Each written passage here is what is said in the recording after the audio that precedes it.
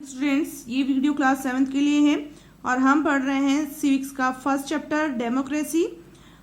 आज का हमारा टॉपिक है the rule of law. In a democracy there are several laws to limit the power of the government to maintain law and order and protect the rights of citizen.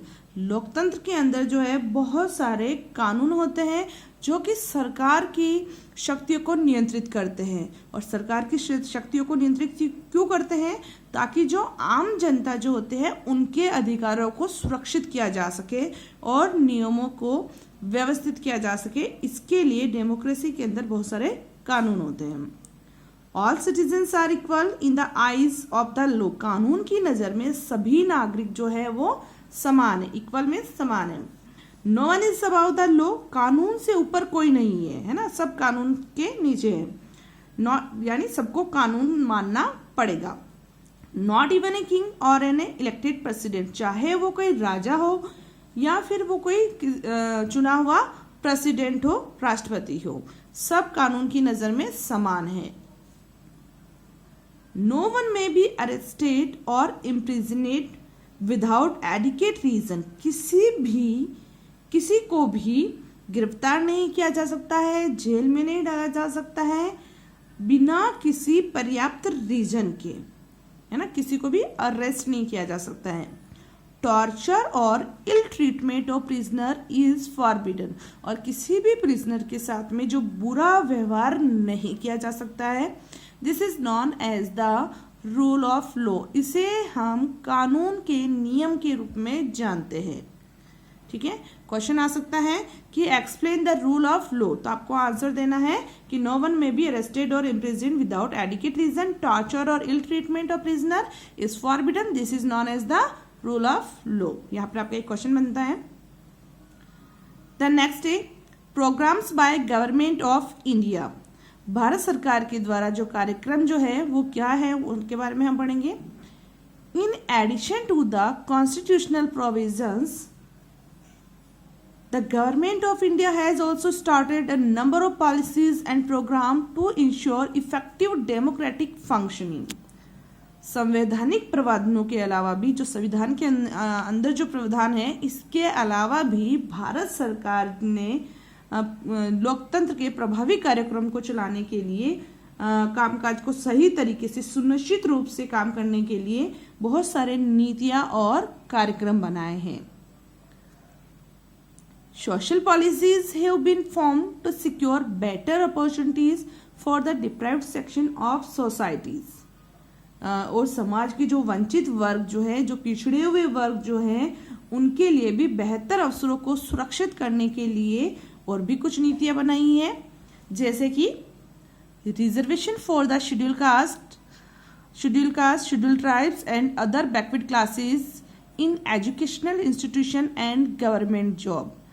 जैसे कि पिछड़ी हुई जातियाँ, जैसे कि शेड्यूल कास्ट है, schedule tribes है, other backward classes है, उनके लिए शिक्षा के संस्थानों में और सरकारी नौकरियों में उनके लिए सीटें रिजर्व करी गई है, आरक्षित करी गई है।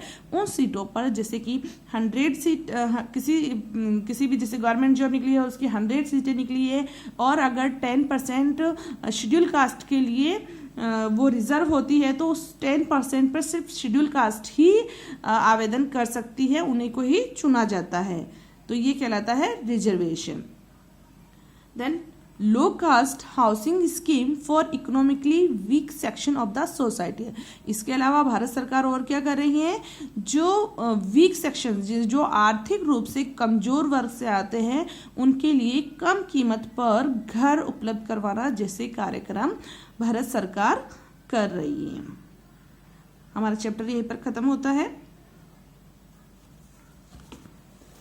क्वेश्चन आंसर देखिएगा।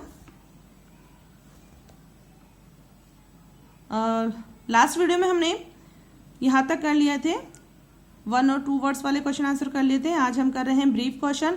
अब जो ये ब्रीफ और डिटेल क्वेश्चन है ना, तो ये इनको एक साथ ही करते रहना है ना। अब ये बार बार ये answer the following question in detail और ये मत लिखना, अब ये वाला लाइन मत लिखना।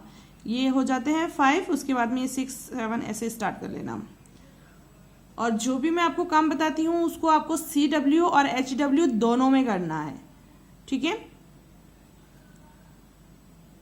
फर्स्ट क्वेश्चन है, what do you understand by democracy? Democracy से आप क्या समझते हैं?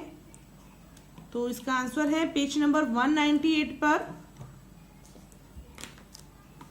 Democracy is a form of government. Democracy एक सरकार का फॉर्म है, एक प्रक्रिया है, एक सरकार है, in which people freely participate in the process of government. इसके अंदर क्या होता है, जो लोग जो हैं वो स्वतंत्र रूप से पार्टिसिपेट कर सकते हैं, डायरेक्टली और इनडायरेक्ट और थ्रू इलेक्टेड रिप्रेजेंटेटिव्स। मतलब डायरेक्ट और इनडायरेक्ट रूप से जो जनता जो होती है वो इस सरकार से जुड़ी हुई होती है, उसे कहते हैं डेमोक्रेसी। तो ये डेफिनेशन आपको देनी है फर्स्ट क्वेश्चन की। सेकंड है, व्हाट इज गवर्नमेंट? गवर्नमेंट क्या है, सरकार क्या है? तो इसका आंसर आपको लिखना है, a government is a group of people that have the power to rule in a territory according to the law. This territory may be a country, a state or province within a country or a region. जो एक सरकार क्या है, उन एक लोगों का समूह है जो कानून के अनुसार किसी क्षेत्र में शासन करती है, शासन करने की जो शक्ति रखती है। अब वो कंट्री भी हो सकता है, स्टेट भी हो सकता है, या किसी कंट्री का कोई स्थान, रीजन भी हो सकता है। तो आपको ये नोट करना है।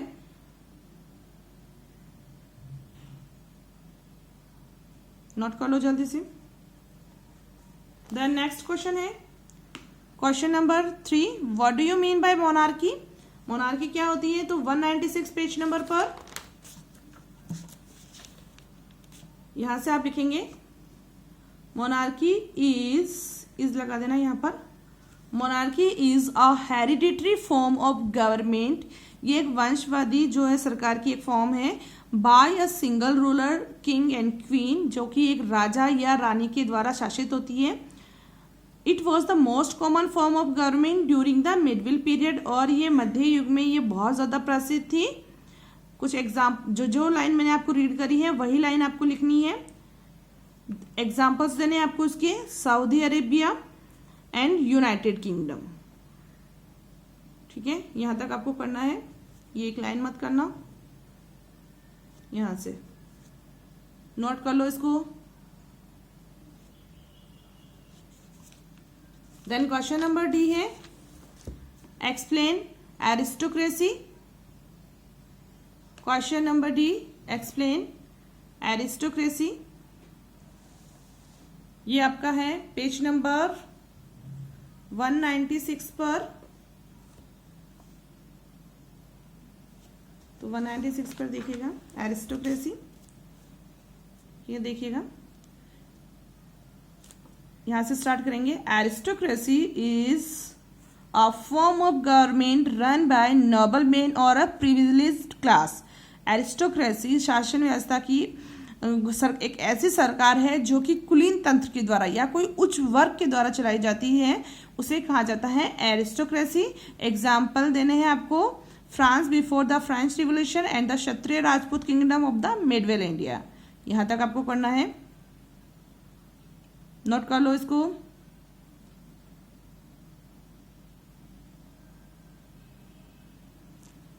द नेक्स्ट है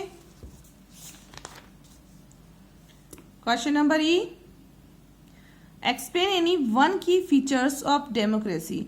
आपको डेमोक्रेसी के किसी एक फीचर्स के बारे में आपको बताना है। 3 फीचर्स हमने पढ़े थे, लेजिस्लेचर, एग्जीक्यूटिव और जुडिशरी के बारे में हमने पढ़ा था।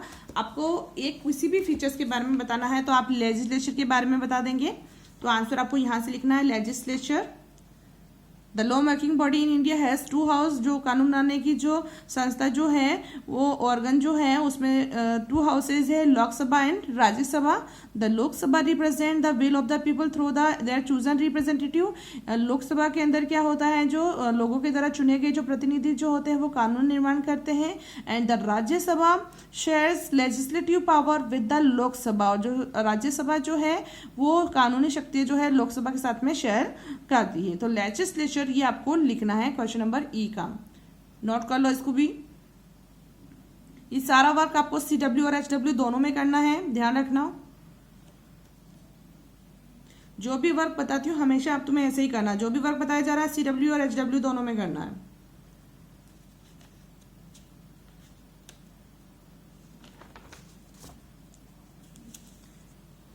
Then question number 6, explain rule of law. कानून का नियम आपको समझाना है, एक्सप्लेन करना है। ये अभी अभी मैंने आपको समझाया है 198 पेज नंबर पर। द रूल ऑफ लॉ के अकॉर्डिंग क्या होता है, यहां से लिखना है, नो वन में बी अरेस्टेड और इम्प्रिजनेड विदाउट एडिकेट रीजन। किसी भी व्यक्ति को, किसी को भी बिना किसी पर्याप्त रीजन के ना अरेस्ट किया जा सकता है और ना ही जेल में डाला जा सकता है। एंड टॉर्चर और ill treatment of prisoner is forbidden. और जो कैदी जो होता है, प्रिजनर जो होता है, उसको ना तो टॉर्चर किया जा सकता है, ना ही उसके साथ में बुरा बिहेव किया जा सकता है। This is known as the rule of law. ये क्या जाना जाता है, ये रूल ऑफ लॉ के नाम से जाना जाता है। तो ये आपका आंसर है, नोट कर लो इसको।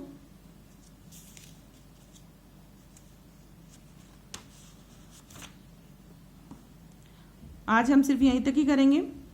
Thank you.